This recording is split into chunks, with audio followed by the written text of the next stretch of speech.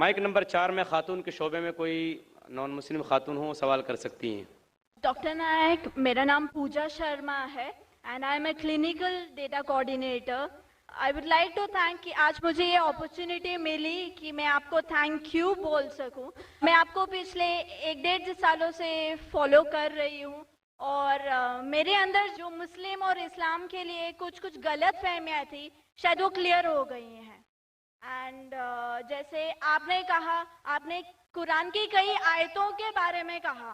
मैं सोचती हूँ क्योंकि गीता हो, कुरान हो, बाइबल हो, कोई भी हो, सब में एक ही बात कॉमन लिखी है कि आप अपने फर्ज करते जाओ, झूठ मत बोलो, किसी की अनजान हत्या मत करो। और जो जैसे कि एक बंदे ने बोला कि रिलीजन की वजह से इतने दंगे फसाद हो रहे हैं, मुझे नहीं लगता है कि इस वजह से, even I agree with you doctor Zakir Naik, because मैं जहाँ तक जानती हूँ, मैंने थोड़ा बहुत पढ़ा है, इस्लाम में नहीं लिखा जो हम बोलते हैं ना कि टेररिस्ट आधा से ज्यादा मुस्लिम होते हैं। नहीं, ऐसा नहीं है। इस्लाम में लिखा है कि जब आप किसी की बेवजह हत्या करते हो कि तो आप शायद मुस्लिम नहीं हो। ये इस्लाम में नहीं लिखा है कि आप किसी की हत्या करो बीइंग अ मुस्लिम, आप किसी की हत्या करो या बीइंग अ हिंदू किसी की आप हत्या करो। तो I would like to thank you doctor Zakir Naik की बहुत सारी कंफ्यूजन्स थी जो काफ़ी दूर हो गई हैं। Thank you. जज़ाकल्लाह। बहन ने कहा कि वो तकरीबन 1.5 साल से मैं तकरीर सुन रही है और उन्हें यकीन हो गया है कि अल्हम्दुलिल्लाह इस्लाम एक सही मज़हब है और नफ़रत नहीं सिखाता, किसी का बिना वजह कत्ल नहीं करना सिखाता है। और इंशाअल्लाह मैं दुआ करूँगा अल्लाह सुब्हानहू तआला से बहन कि आप इंशाअल्लाह कुरान मजीद का तर्जुमा पढ़िए। ये इंशाअल्लाह आपको आपके रब के और करीब ले आएगा इंशाअल्लाह। और मैं दुआ करता हूँ कि अल्लाह ताला आपको हिदायत दे। और इस कुरान मजीद का तर्जुमा मैं दरख्वास्त करूँगा मेरी एहलिया से, अगर वो लेडीज़ के सेक्शन में हैं तो इस बहन को कुरान मजीद का तर्जुमा दे, अंग्रेज़ी में या हिंदी में जो भी ज़बान वो चाहती है। और मैं दुआ करूँगा इंशाअल्लाह कि आप कुरान मजीद का तर्जुमा पढ़िए, इंशाअल्लाह और हिदायत पाएंगे। जज़ाकल्लाह। Thank you. माइक नंबर 2 में कोई गैर मुस्लिम भाई? जी हाँ।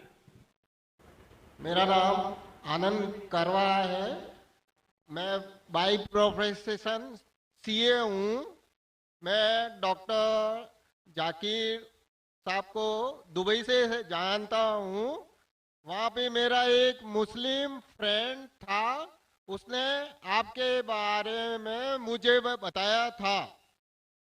मैं आपका शुक्रिया अदा करना चाहता हूँ कि आपने इस्लाम के बारे में बहुत सारी भ्रांतियों को दूर किया है। मेरी मुसलमानों के बारे में जो अच्छी बातें हैं वो ये हैं कि मुसलमान लोग ज़्यादातर झूठ नहीं बोलते हैं, किसी को धोखा नहीं देते हैं, दूसरे का पैसा भी नहीं खाते हैं। लेकिन मुझे एक बात मुसलमानों से कहनी है कि वो लोग गाय का मांस क्यों खाते हैं। आनंद भाई ने सवाल किया। वो कहते हैं कि वो मुझे दुबई से जानते हैं माशाल्लाह और कई सालों से मेरे तकरीर सुन रहे, और वो कहते हैं कि उनके तजुर्बे के हिसाब से वो समझते हैं कि मुसलमान अच्छे लोग हैं, सच बोलते हैं, झूठ नहीं बोलते, किसी का पैसा नहीं खाते। लेकिन एक उनको मुसलमानों के बारे में एक चीज़ जो खटकती है कि मुसलमान गाय का गोश्त क्यों खाते, वो उनका सवाल है। मैं पहले बोलना चाहता हूँ भाई साहब आनंद जी कि एक मुसलमान अच्छा मुसलमान रह सकता है 100% शाकाहारी होने के बाद भी। A Muslim can be a good Muslim even by being a pure vegetarian. शुद्ध शाकाहारी होने के बाद भी एक मुसलमान 100% अच्छा मुसलमान रह सकता है। लेकिन क्योंकि अल्लाह सुब्हानहू व तआला हमारा रब, हमारा खालिक, कुरान मजीद में अल्लाह ताला फरमाते हैं, सूरह माइदा में सूरह नंबर 5 आयत नंबर 1 में अल्लाह ताला फरमाते कि आप उन 4 पायों जानवरों का गोश्त खा सकते हैं जिनकी हमने इजाजत दी है। अल्लाह ताला फरमाते सूरह नहल में सूरह नंबर 16 आयत नंबर 5 में कि आप कैटल का गोश्त खा सकते हैं। कुरान में जिक्र आता है सूरह मोमिनून में सूरह नंबर 23 आयत नंबर 21 में कि आप कैटल में से आपको मिलता है दूध, उनमें से मिलती है आपको गर्मी और आप इनका गोश्त खा सकते हैं। तो जब अल्लाह सुब्हाना व तआला हमारा खालिक हमारा मालिक कहता है कि आप गोश्त खा सकते, तो क्यों हमें नहीं खाना चाहिए? मैं आपको कोशिश करूंगा बताने के लिए कि आज की साइंस ये कहती है कि हमारे जिस्म में हमको प्रोटीन की जरूरत है, कम से कम 23 एमिनो एसिड की जरूरत है। यही 23 में से 8 एमिनो एसिड हमारे जिस्म में नहीं बनते। उसके लिए फर्ज है कि ये हमारे खाने में हमें ये अमीनो एसिड मिलना चाहिए। कोई भी शाकाहारी, कोई भी भाजी पाला नहीं है जिसमें आटों के आटो अमीनो एसिड मौजूद है। फ्लैश में, गोश्त में आटो अमीनो एसिड मौजूद है। इसे साइंस कहती है कंप्लीट प्रोटीन, कंप्लीट फूड। आज साइंस ये कहती है कि फ्लैश फूड में, गोश्त में प्रोटीन है, नियासिन है, विटामिन B1 है, इससे सेहत अच्छी बनती है।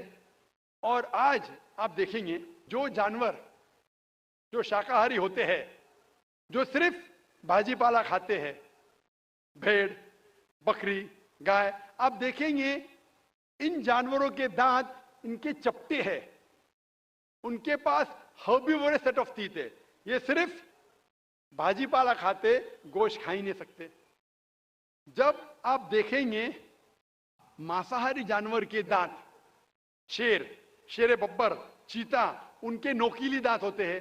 ये सिर्फ गोश्त खाते हैं, भाजी पाला खा ही नहीं सकते। जब आप अपने दांत आईने में देखेंगे तो भगवान ने, ईश्वर ने, हमारे खालिक ने हमें दोनों दांत दिया है, चपटे दांत भी दिया है और नोकीले दांत भी दिया है। अगर हमारा ईश्वर चाहता था कि हम सिर्फ भाजी पाला खाए तो ये नोकीले दांत क्यों दिया? गोश्त खाने के लिए।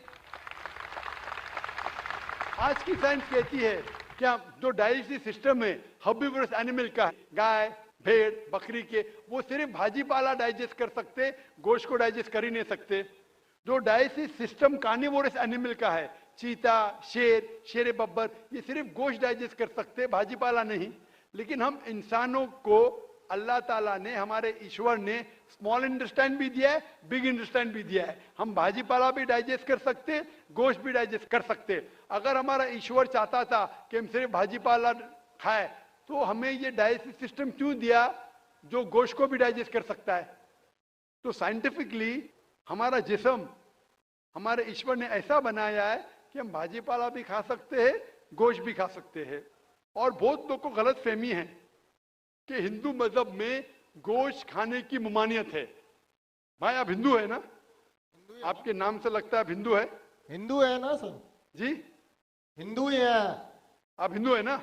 हाँ हाँ बिल्कुल सही, आपके नाम से लग रहा है आनंद आपका नाम है, आप हिंदू है। आपको गलत फहमी होंगी कि हिंदू मजहब में गोश्त खाना हराम है। आप जब हिंदू मजहबी किताब पढ़ते हैं, आपकी मजहबी किताब में लिखा है कि गोश्त भी खा सकते हैं, मांस भी खा सकते हैं और बीफ भी खा सकते हैं, गाय का गोश्त भी खा सकते हैं। आप जब पढ़ेंगे मनुस्मृति चैप्टर नंबर 5 अध्याय नंबर 5 श्लोका नंबर 30 में लिखा है कि अगर खाने वाले जानवर, अगर खाने वाले मखलूक उस चीज को खाती है जो खाने वाले जानवर है, तो आप कोई गुनाह नहीं कर रहे, क्योंकि ईश्वर ने कुछ मखलूक को बनाया है खाने के लिए और कुछ मखलूक को खा जाने के लिए। Some to eat and some to be eaten. तो अगर आप खाने वाले जानवर खाते हैं तो गुनाह नहीं कर रहे।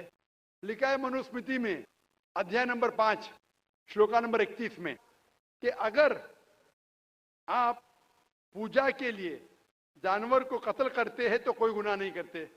लिखा है मनुस्मृति में अध्याय नंबर 5 श्लोकान नंबर 39 और 40 में कि ईश्वर ने कुछ जानवर को बनाया है पूजा के लिए, सैक्रिफाइस के लिए। तो killing in sacrifice is not killing. तो कत्ल करना पूजा में कत्ल नहीं है। तो मनुस्मृति के मुताबिक आप गोश्त खा सकते हैं। फिर आप जब मुताला करेंगे महाभारत का, महाभारत में अनुशासन पर्व में अध्याय नंबर 88 में युधिष्ठिर, पांडव के 5 भाई थे, आपने युधिष्ठिर का नाम तो सुना होगा। युधिष्ठिर जो पांडव के 5 भाई थे, युधिष्ठिर पांडव में सबसे बड़ा भाई था। वो पूछता है भीष्म से कि हम यज्ञ में, पूजा में क्या खाना दें ताकि हमारे परदादा खुश होंगे। तो भीष्म कहता है अगर हम यज्ञ में, पूजा में चावल, बार्ली, सेब, भाजीपाला देंगे तो हमारे परदादा 1 महीने के लिए संतुष्ट रहेंगे।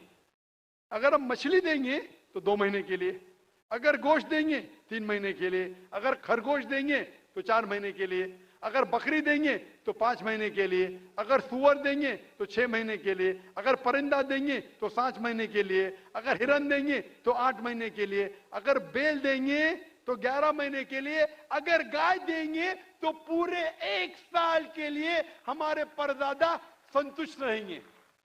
1 साल। क्या दूध की बात कर रहे हैं सर? आप बफेलो देंगे, बफेलो तो 12 साल के लिए, अगर राइनोसरस देंगे या रेड मीट, लाल गोश्त, तो हमारे परदादा हमेशा के लिए संतुष्ट रहेंगे। पूरा मेन्यू है महाभारत में, हिंदू किताब में पूरा मेन्यू है। क्या चाहते हैं? भाजीपाला, मछली, गोश्त, खरगोश, हिरन, बीफ, बड़े का छोटे का सब है।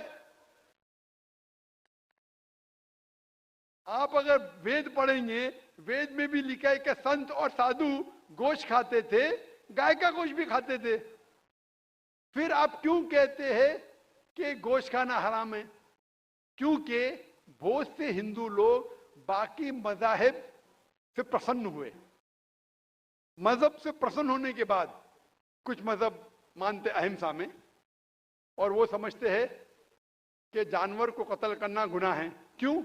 क्योंकि जानवर में जान है, बाजीपाला में जान नहीं है, पेड़ पौधों में जान नहीं, इसलिए बाजीपाला खाना गलत नहीं है, लेकिन जानवर खाना गलत है। आज साइंस तरक्की कर चुका है और हम जानते हैं कि पेड़ पौधों में भी जान है, तो उनकी लॉजिक जरा बदल गई। हाँ हाँ जाकिर भाई, हम जानते हैं पेड़ पौधों में जान है, लेकिन पेड़ पौधे, उनको दर्द का एहसास नहीं है, उन्हें दर्द नहीं होता।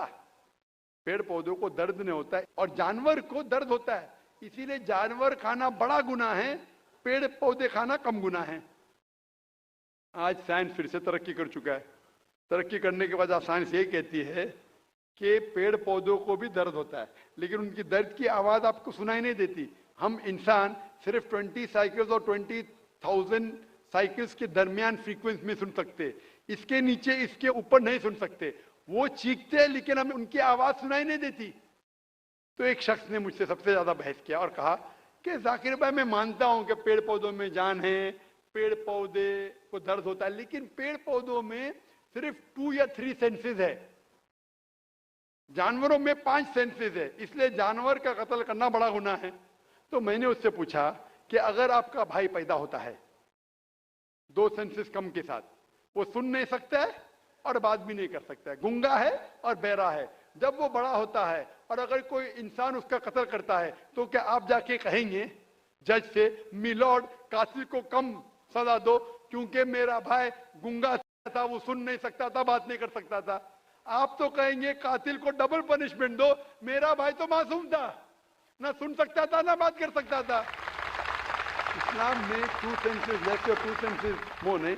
इस्लाम में अल्लाह ताला फरमाते सूरह बकरा में सूरह नंबर 2 आयत नंबर 168 में, 168 में, eat of the good things which Allah has provided you, जो अच्छी चीज आपको आपके अल्लाह ने दिए उसको आप खा सकते हैं।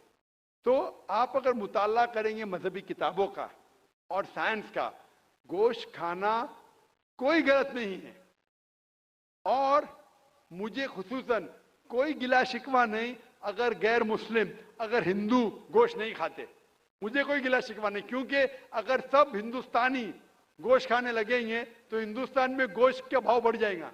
आज महंगाई का जमाना है, पेट्रोल का भाव बढ़ रहा है, सब हिंदुस्तानी गोश्त खाने लगेंगे तो गोश्त का भाव भी बढ़ जाएगा। तो मुझे कोई गिला शिकवा नहीं आप अगर गोश्त नहीं खाते, लेकिन अगर आप ये कहेंगे कि गोश्त खाना गलत है, तो आपको आपकी मजहबी किताबों के बारे में नहीं पता है और साइंस का भी नहीं पता है। अगर आप कहेंगे किसी की जान नहीं लेना चाहिए तो आप 2 मिनट भी जी नहीं सकते। हम जो सांस ले रहे हैं ये जर्म्स है, जर्म्स में भी जान है। आप सांस लेने से उनका कत्ल कर रहे हैं तो आप जी नहीं सकेंगे। इस्लाम में ये है कि जो चीज की इजाजत है वो आप खा सकते, जो हराम है उसको नहीं खाना चाहिए। Hope that answers the question. Mic number 3 में अगर कोई नहीं हो तो हम माइक नंबर 4 में हमारा इंतज़ार कर रही हैं खातून, हम उनको मौका देंगे। मैं बैजनाथ गुप्ता जी बोल रहा हूँ और मेरा कहना है कि अल्लाह अगर जर्रे जर्रे में है तो देखा जा सकता है क्या? भाई साहब ने कहा कि अगर अल्लाह हर जगह हर जर्रे जर्रे में मौजूद है तो क्या देखा जा सकता है? ये हिंदू फिलॉसफी है कि अल्लाह हर जर्रे जर्रे में मौजूद है। कुरान के मुताबिक अल्लाह की ताकत, अल्लाह का इल्म सब जगह मौजूद है। अल्लाह लेकिन अर्श पे बैठे हैं। तो ये कहना अल्लाह सब जगह मौजूद है, ये इस्लाम की तालीम में नहीं है, ये हिंदू की तालीम में है। क्या आप अल्लाह को देख सकते? नहीं। इंसान इस दुनिया में, इस जिंदगी में अल्लाह को देख ही नहीं सकते। और उसकी मिसाल पेश है कुरान मजीद में, जब मूसा अलैहिस्सलाम अल्लाह सुब्हानहू व तआला फरमाते क्या मैं आपको देख सकता हूं, तो अल्लाह ताला कहते हैं उनसे कि उस पहाड़ को देखो, मैं मेरी झलक उस पहाड़ को दिखाऊंगा और अब देखो क्या होता है। तो उस पहाड़ को जब अल्लाह ताला सिर्फ झलक दिखाते हैं तो मूसा अलैहिस्सलाम उस पहाड़ को देख के बेहोश हो जाते। अल्लाह को तो देखा नहीं उनने, सिर्फ पहाड़ को देख के बेहोश हो जाते हैं। तो इंसान इस जिंदगी में अल्लाह सुब्हानहू व तआला को नहीं देख सकता है। इंशाअल्लाह अगले जिंदगी में, इंशाअल्लाह जब हम जन्नत में जाएंगे वहां इंशाअल्लाह हम अल्लाह का वजह देखेंगे। ये कई हदीस में इसका जिक्र है कि हम अल्लाह का चेहरा देखेंगे। इसीलिए हम कोशिश करते हैं कि अल्लाह के अहकामात पे अमल करें, इस दुनिया के इम्तिहान में सफलता पाए। इंशाअल्लाह जन्नत में जाएंगे और वहां अल्लाह का वजह देखेंगे, अल्लाह का चेहरा देखेंगे। Hope that answers the question. जी, माइक नंबर 4 में जो खातून है सवाल कर सकती हैं। मेरा नाम रामेश्वरी शाहू है। मेरे लड़के ने इस्लाम धर्म अपनाया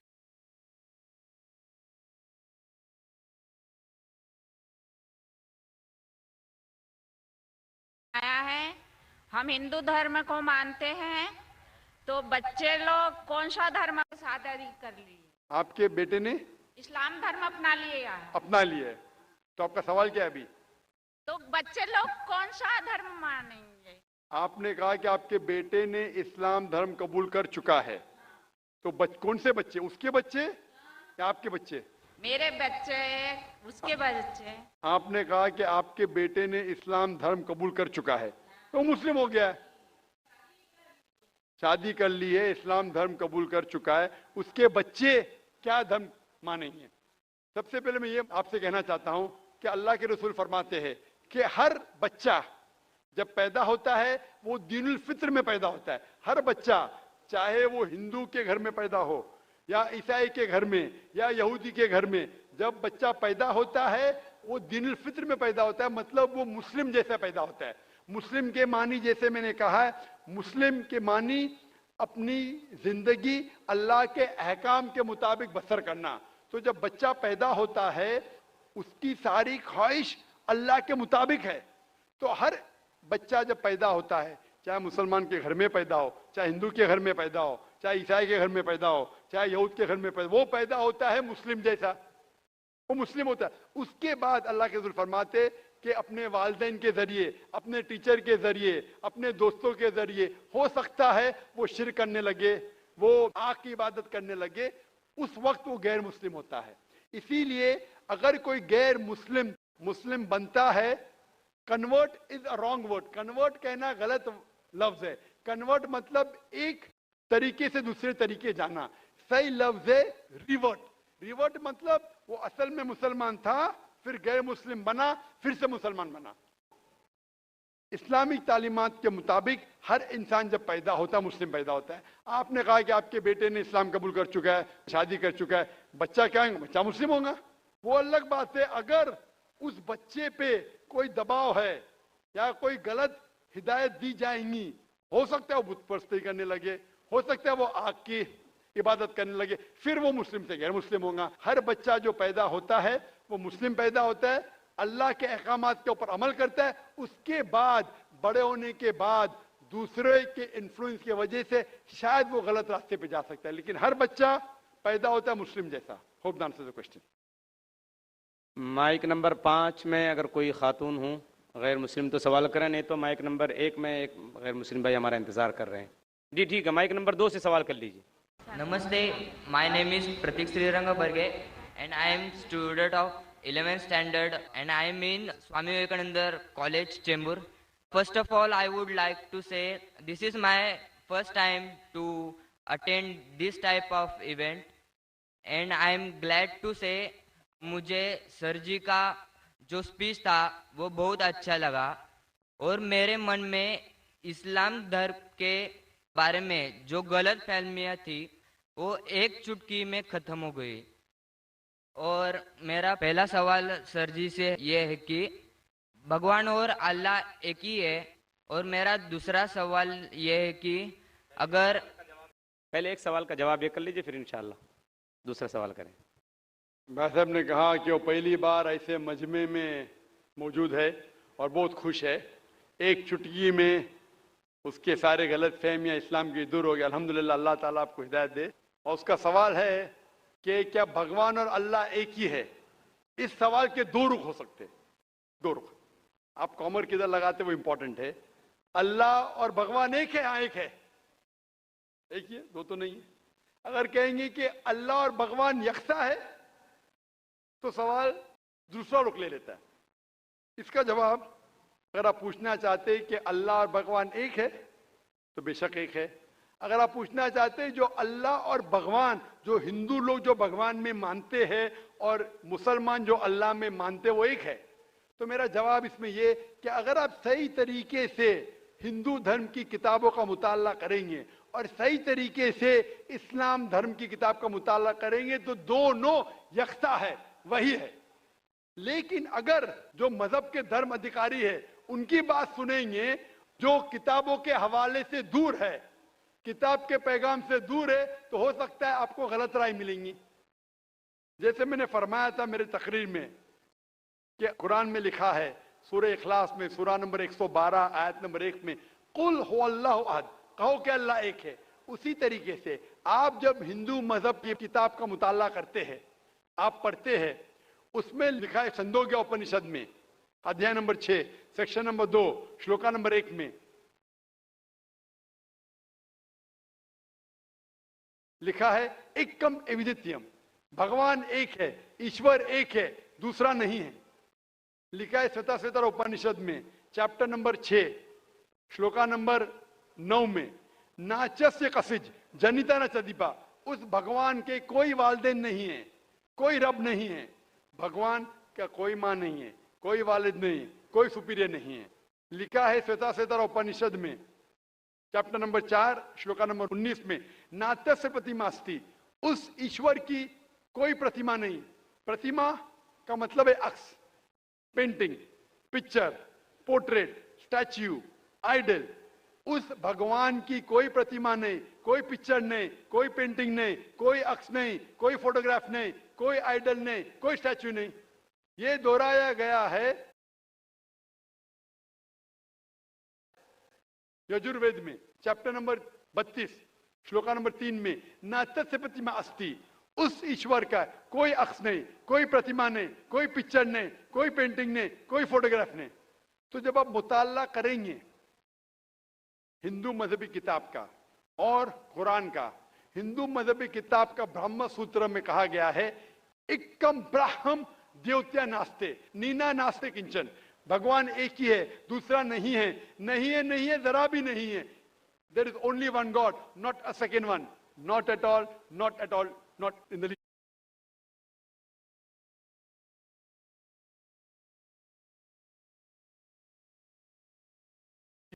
तो खालिक, मालिक, ईश्वर, भगवान, अल्लाह का कोई अक्स नहीं, कोई पेंटिंग नहीं, कोई मूर्ति नहीं, कोई फोटोग्राफ नहीं। हमें सिर्फ उस अकेले ईश्वर अल्लाह की इबादत करना चाहिए।